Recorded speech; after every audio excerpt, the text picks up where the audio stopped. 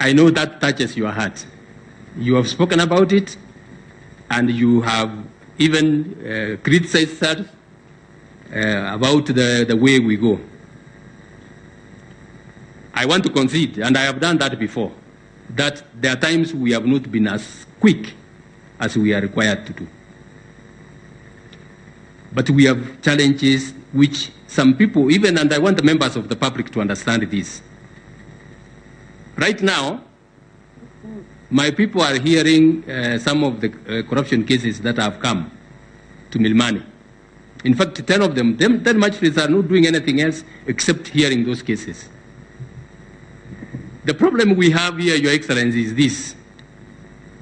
You have a file with 10, 15, 20 accused persons. Some of those come with 2 lawyers. These are rich people. One witness, there is one case, I was sitting with the magistrates last week. One witness in one case has taken 30 days. 30 days, and I said, what the hell are you? He says, CJ, please listen. The amount of documentation that is being produced, being referred to, there is no way you can move faster. We are making very good progress. I'm convinced, as I told you, I have sat with those magistrates. The cases are being dealt with, and they are moving steadily. Most of them are at the tail end. They are going to be concluded. I don't want to tell you when, because they didn't tell me. They are going to be concluded, and we will be able to deal with that. Recently, you spoke about the Akasha case. I agree with you, Your Excellency. That is a shame to our country. That's a shame to our country. And as I have said before, it is one matter that embarrasses every one of us. But I'm sure you have reports, and you know how that is done. It is not only the judiciary. It involves literally all of the stakeholders in the justice system. In short, Your Excellency. In short, Your Excellency. We are not asking for too much money. We are not asking for too much money. Let us be considered as an arm of government. The amount we are asking, for example, Your Excellency, we can't get even to a quarter of the Ministry of Health. And we understand, because we are the ones being treated in those hospitals. We can't get even to a quarter of what goes to the Ministry of Education. We understand, because it is our children who are in those schools. All we are asking from the budget, like it has happened in other countries, give us a percentage of 2.5%.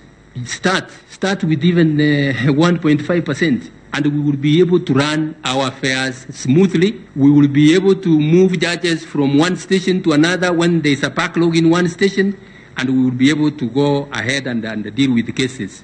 For this country to prosper, Your Excellency, we have made benchmark visits to countries like Singapore.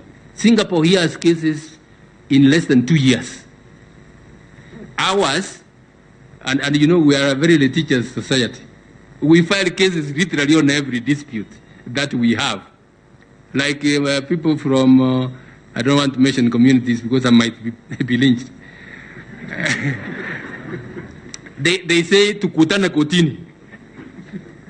What that has, Your Excellency, is that we are having more than 400,000 cases being filed every year.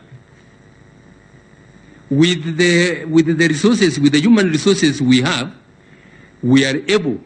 And I can assure you, Your Excellency, these judges here and the magistrates, some of them are extremely stressed. They work round the clock. But, Your Excellency, there is so much you can do. You can do only as much. With that, we are only able to reduce. We have cases coming of about more than 400,000, but we are able only to dispose of about 350 and others, meaning the backlog will continue building, and we are not going to move.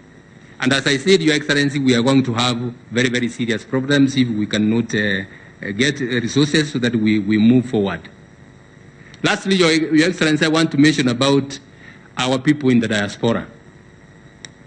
They have cases here.